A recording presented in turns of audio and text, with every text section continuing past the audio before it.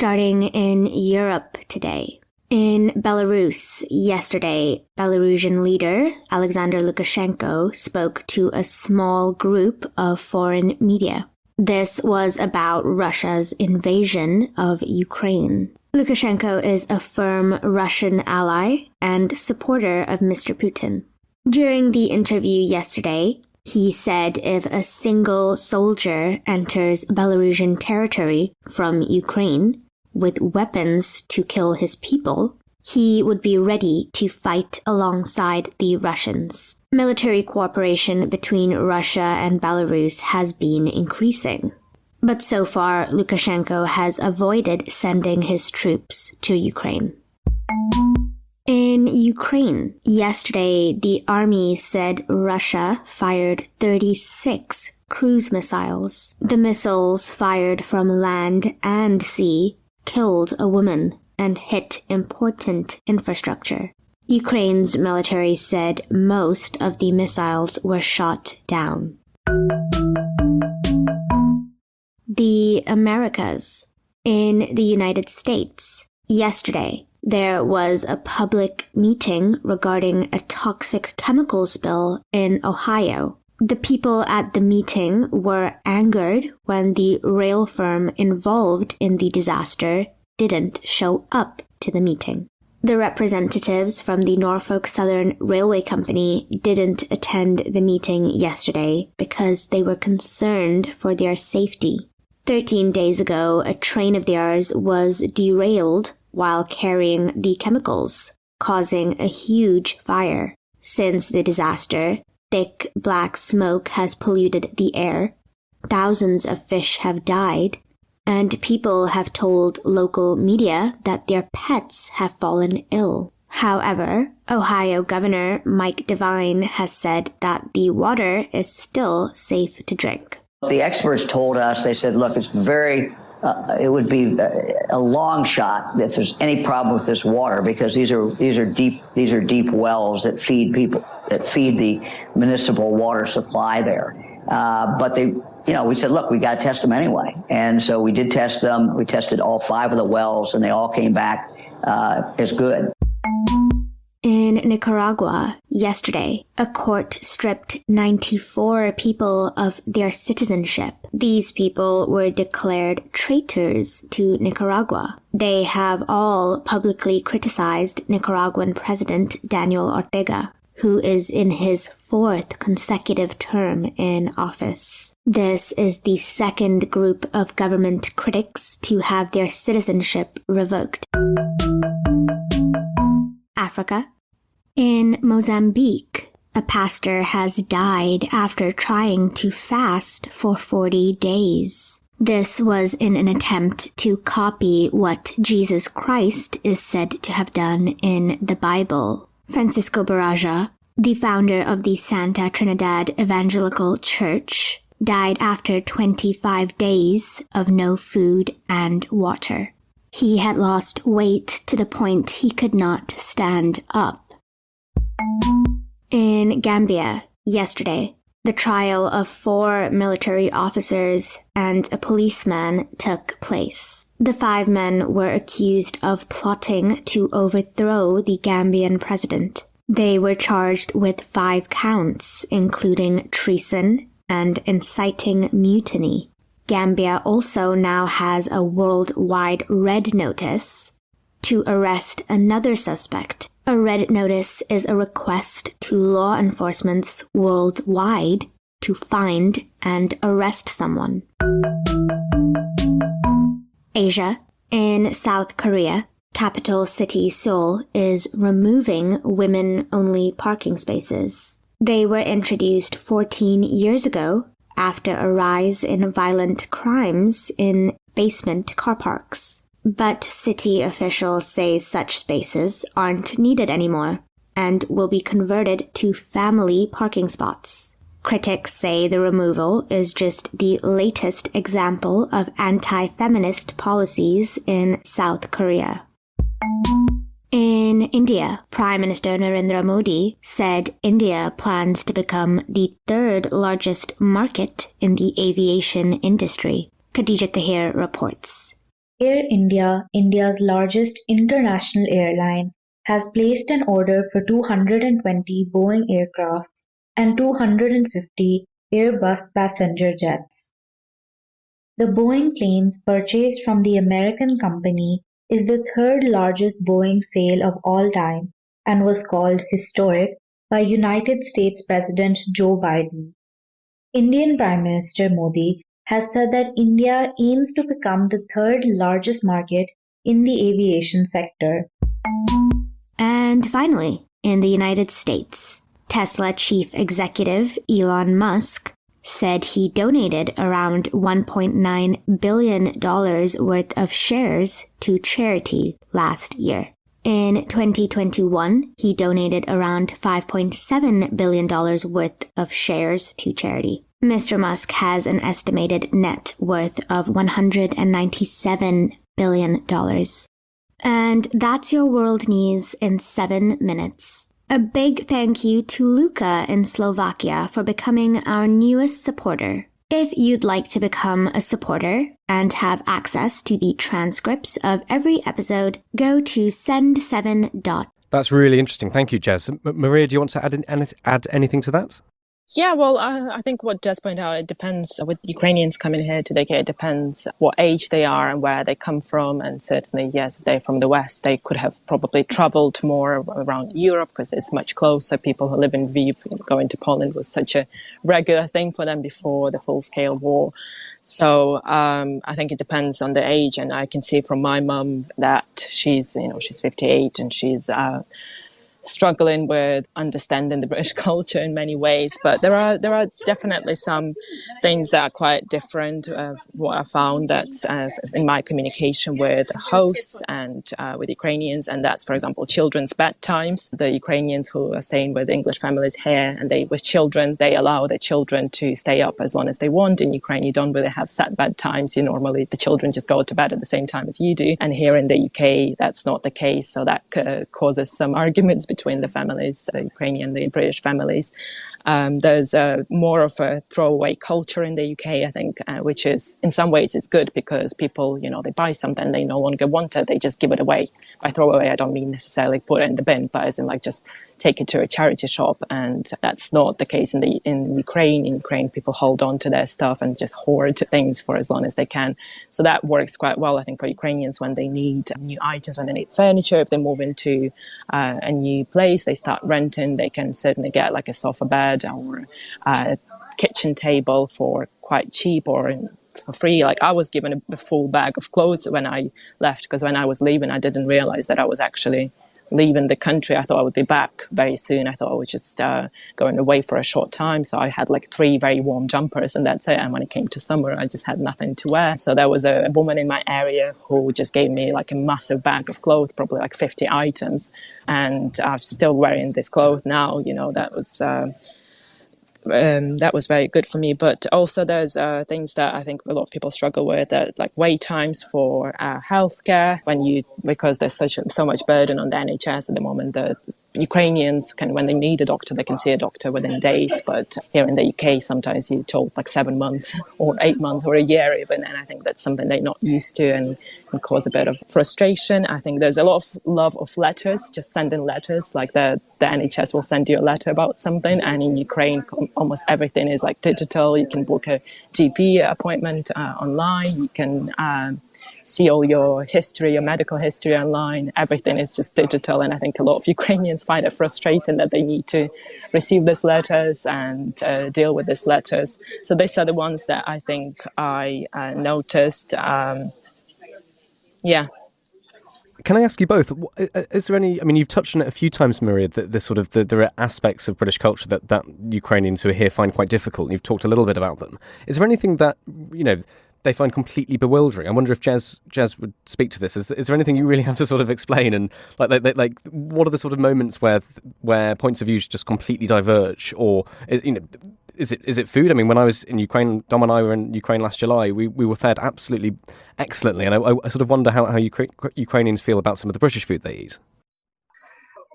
So yeah, there's that. I'm glad that you were fed so wonderfully in Ukraine. I will probably get lambasted for this. I am not the greatest fan of Ukrainian food. I think primarily because I don't eat pork, and I'm not a fan of sour cream, so my options are somewhat limited. Though Crimean food is absolutely phenomenal, and if anybody ever gets a chance to try Crimean food, I would absolutely recommend that.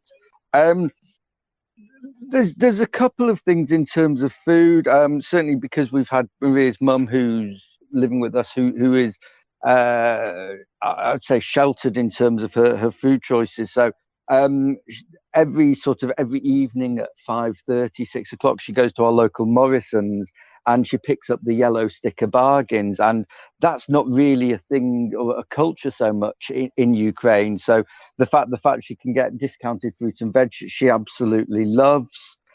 She has a great time. She comes back having spent a couple of pounds every evening with bagfuls of discounted food.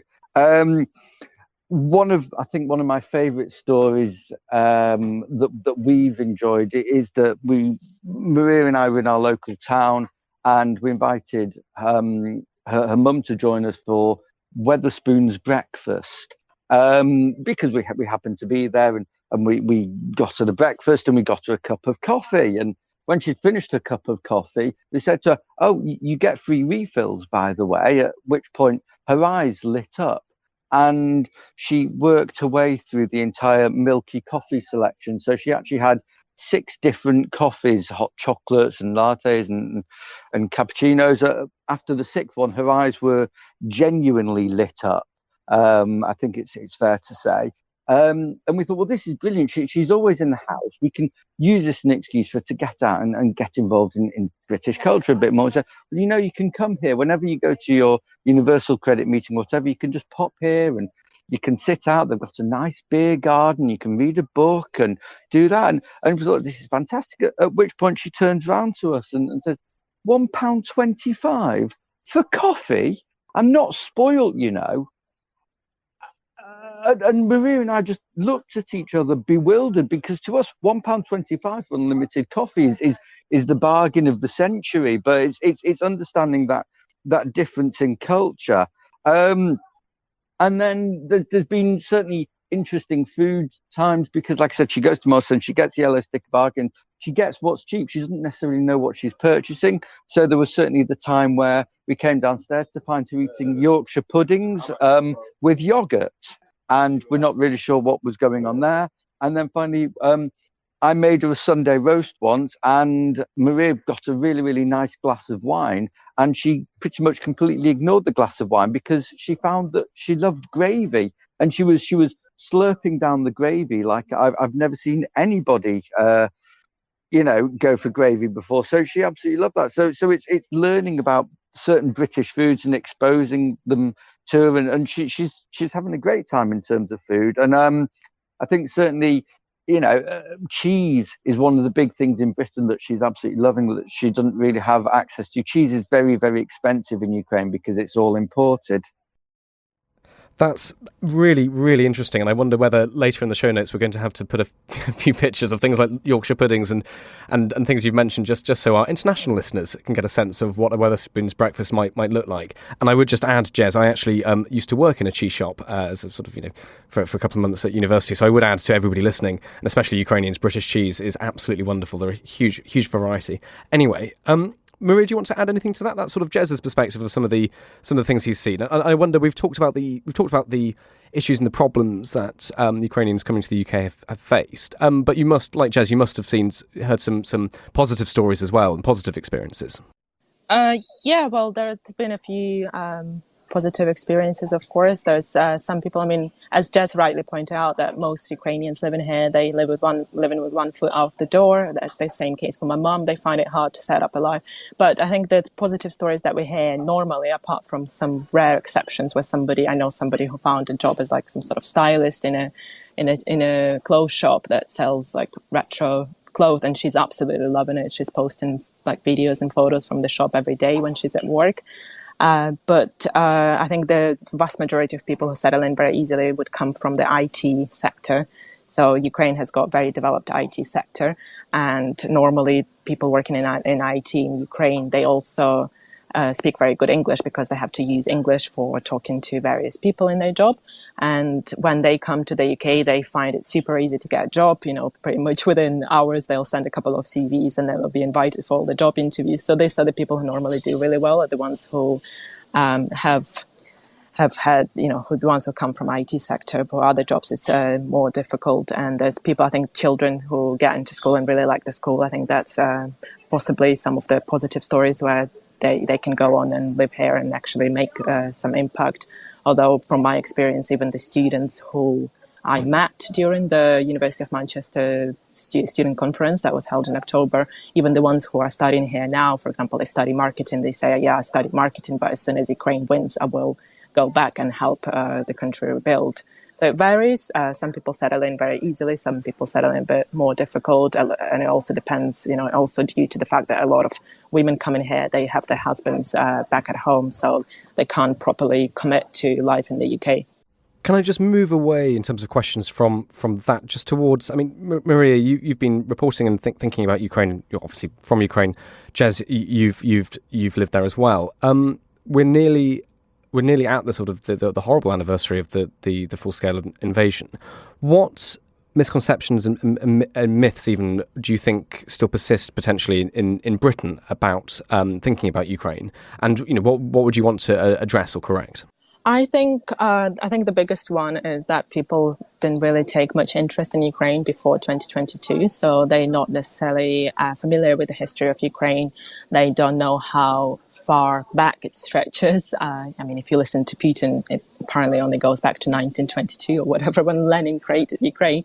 But we'll stick with facts here. So, you know, how Kiev and Rus were there from the 5th century, and Kiev and Rus started growing and developing around Kiev, and there was a lot of trade, there was a lot of culture. Ukrainian identity goes back to all this stuff, and that Ukrainian culture actually precedes Russian culture, and Moscow was founded by Kievan prince. So I think there's a lack of understanding of Ukrainian history, and there's this kind of view, very simplistic view of the events in the last 9 years. People just kind of think that there was the Euromaidan revolution and that led to annexation of Crimea, and then there was all of a sudden there was a full-scale war. But in reality, that's missing the bits where Russia was preparing for this attack for many years. The reason they annexed Crimea is to prepare for this full-scale invasion, and they were turning Crimea into a military base for many years, and that's what allowed the full-scale invasion to happen. That's what allowed them to attack mainland Ukraine. So I think these things are being overlooked, and that's why I keep trying to explain the Ukrainian history a bit, and how obviously you'll see some right-wing people talking about, or even left-wing people sometimes, talking about how the war is because of NATO. But it's like, yes, but Russia, I mean, not yes, but, you know, like Russia invaded Ukraine way before NATO even existed. So in between 1917 and 1922, Russia multiple times invaded Ukraine until it forced it into the Soviet Union, and NATO even didn't exist back then. So there's a lot to understand about Russian-Ukrainian relationship, and how how Russia tried to erase Ukrainian identity multiple times, and not just in the last century, but also before that with Catherine II, trying to erase this Ukrainian identity. This has been happening for centuries. That's what I try to communicate to people when I can, and I think a lot of people don't realize how big Ukraine is and how developed it is. Certainly how people who didn't go to Ukraine, who haven't been to Kiev, they wouldn't realize how modern it is. Since 2014, it's developed so much since the revolution. It's very hipstery in some places. I lived in Podil, which is like the hipster capital of Kiev.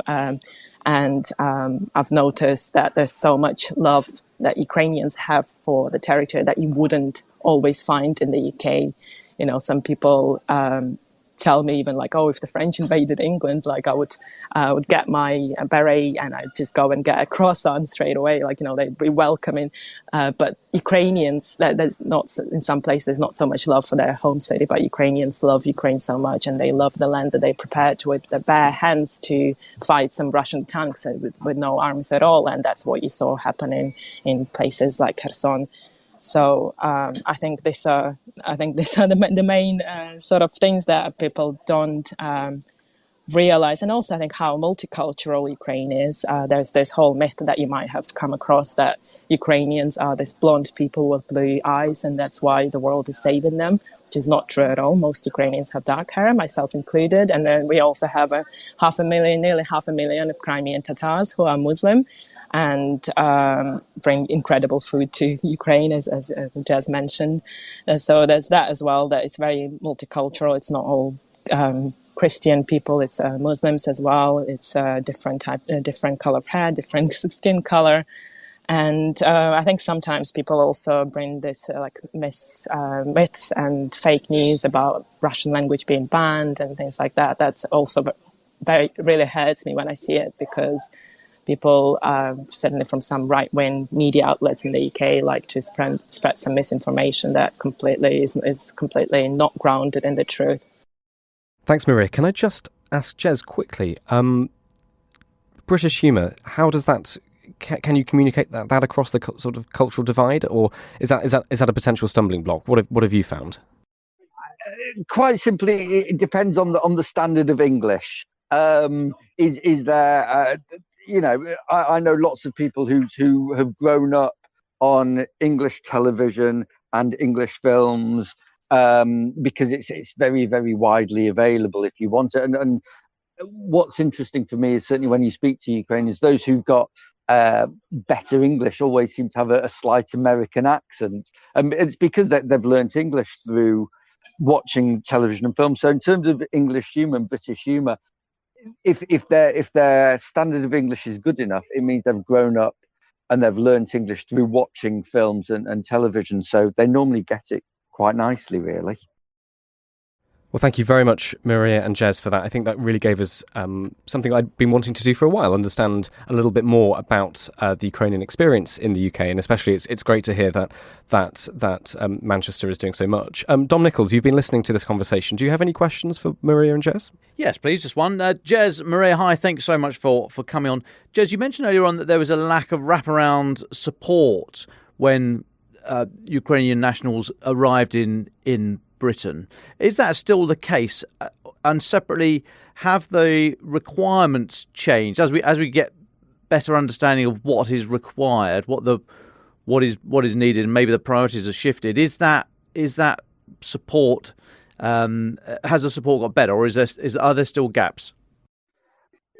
So the simple answer to that is yes, the gaps still exist. I touched on them in terms of language provision, and there has been some additional voluntary provision to assist with that.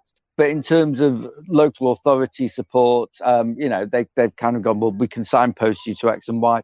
It's really a case that as time has gone on, hosts are better because they know and they understand what is expected of them. So you can't just turn around anymore and go, well, you just got to provide accommodation and perhaps a bit of food, because every other host will turn around and go, that simply isn't the case. But what we can now do is say, well, if you're looking to sign up with a doctor in this area, this is the best doctors to go to. If you're wanting language lessons, there's this and there's this. And one of the big things that Maria and I have worked on is, being that focal point, being that go-to. So we're on various WhatsApp groups. People come to us and ask us for advice all the time. And that's great for Manchester. But we know all over the country, there are people who come together and the communities come together and they go, right, we will work out what are the common questions and what are the solutions to this. So it's almost bypassing the local authority, because they go,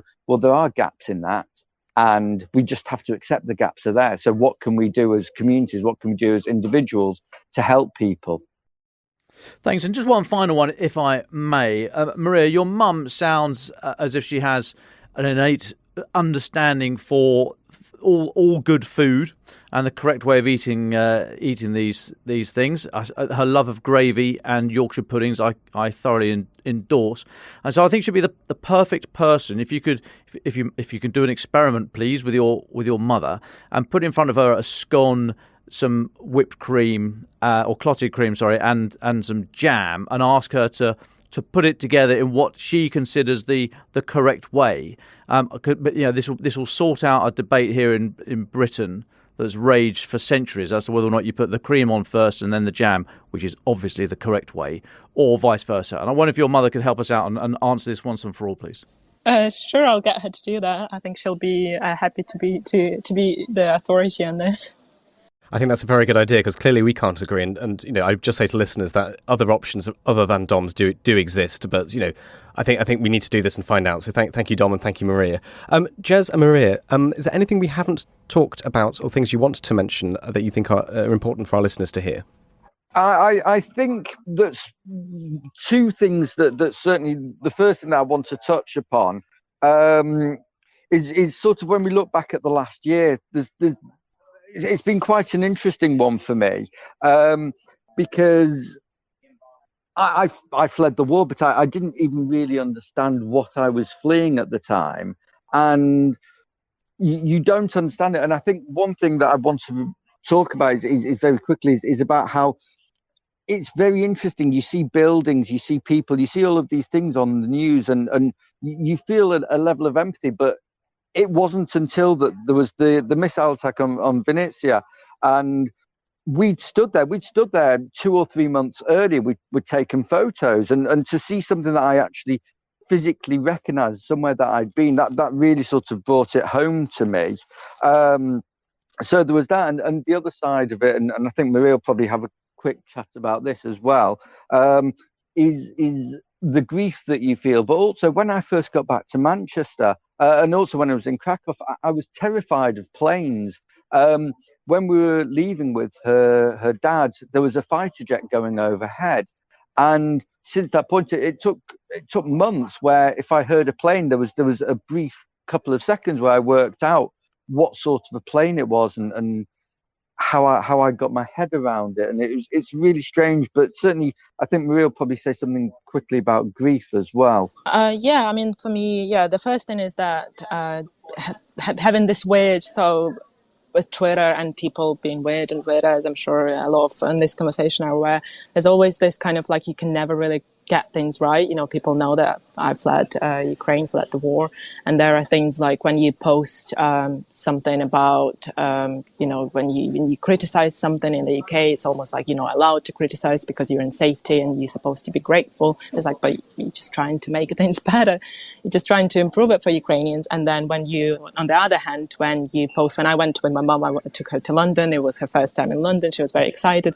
I took a photo of us two by the River Thames, and we were smiling in that photo, and I posted it on Twitter, and then people started saying, why are you smiling? Have you forgotten that you're a refugee? And I'm just like, I just can't get it right. It's like people want you to be this kind of perfect victim, and if you're smiling, it doesn't mean that you've forgotten about what's happening. But then there's also the grief of actually losing people. So I lost my former colleague Max Levin back last spring, and that was the first person that I knew that died since the full-scale invasion, and that was very hard to accept and understand. And the whole day was like a ghost version of myself, and it was really, really hard, and even still is hard to understand that people of my profession and my friends are at danger at any time. But also losing my grandmother, that I couldn't say goodbye because I had to leave so abruptly, but she died, she passed away on Christmas Day, and now I won't be able to say goodbye to her, and I was very close with her. So it's really hard, and even not being able to go to the funeral, because funerals in Ukraine happen so fast, I would never be able to get there in time. So it's losing people, and also the pressure from the general public. Well, thank you very much, Maria and Jez, for your time. And we're very, very sorry to hear about your colleagues and your grandmother, Maria. That's very, very sad. But thank you very much for joining us. And Dom, can I turn to you? You have a few more updates before we finish. Yeah, I just want to focus on something that Antony Blinken, US Secretary of State, has said, or reported by Politico. So we don't know. This was a private conversation, allegedly, that Politico reporting. So, this is opaque. We're not entirely sure. But it sounds as if Antony Blinken was cautioning Ukraine's approach to retaking Crimea, and was less effusive, by the sound of it, in his support for Ukraine attacking to the east and retaking other territory than he was about the implications of any attack onto Crimea. So, as I say, it's reported by Politico. It's all a bit murky. We're not entirely sure. Hopefully more detail will come out on that over this weekend, because today is the first day of the 3-day Munich Security Conference. Danielle, our friend and colleague Danielle Sheridan is there. She'll be speaking to us on Monday.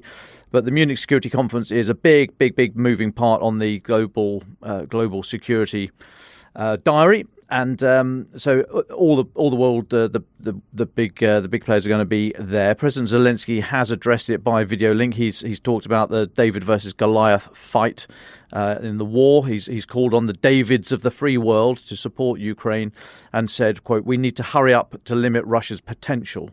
He's also asked whether it's time for Ukraine to be a fully fledged part of the EU, and says there's no alternative but for Ukraine to be in NATO. So that is ongoing now. It's literally just started this lunchtime, goes on till Sunday lunchtime, the Munich Security Conference. We'll hear more about that on Monday, and hopefully there'll be some clarity about Antony Blinken's comments about US support for Ukraine fighting back onto Crimea. Thank you very much, Dom Nicholls. Dom, can I just ask for we're getting to the end of our time together now, so can I just ask, Dom, for your final thoughts? What will you be looking to and thinking about in the next few days? And then, as our guests, Maria and Jez will come to you very quickly. But Dom Nicholls first.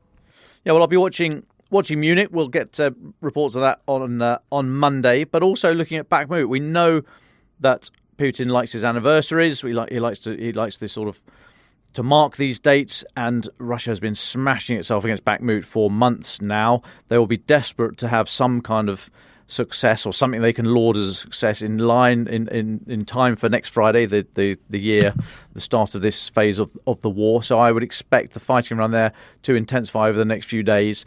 Now, whether or not they're capable, I don't think they are capable of taking the Bakhmut, but we'll see how badly they want it in the run up to Friday. Thanks very much, Dom. Maria and Jez, just your very final thoughts, please. I don't know who would like to go first. Sure. Yeah. Well, I'm very much worried about what's going to happen in the next couple of weeks, as was pointed out. We don't know, but there is hope that they don't have enough resources to do anything as big as what we had last year. So I'll be watching that, obviously, and hopefully all of my friends and my family and most of Ukraine will be all right. But Jez and I are working hard, and we continue to work hard on spreading the word about Ukraine. We're writing a book, and we are preparing talks for Ukraine, where we can talk about Ukraine and we tell our journey and we tell what's going on in Ukraine.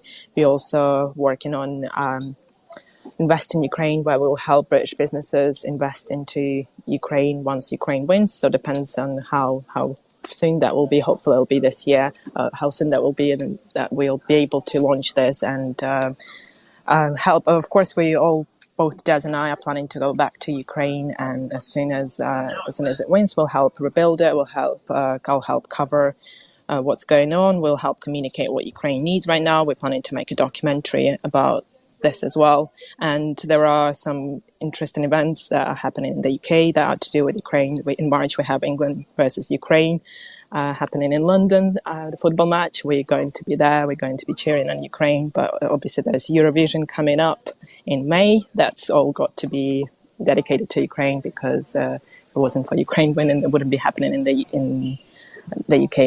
I think it's important to make sure that Ukraine is represented at that event. Jez?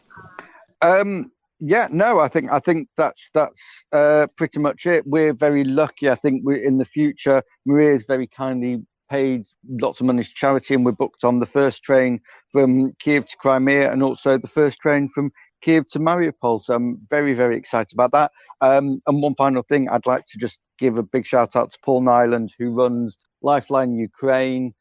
Please look them up. It's something that's going to be vitally important ongoing. It's Ukraine's primary and only suicide prevention hotline, and it provides huge amounts of mental health support for Ukrainians who will have PTSD and issues beyond that point, certainly beyond the war.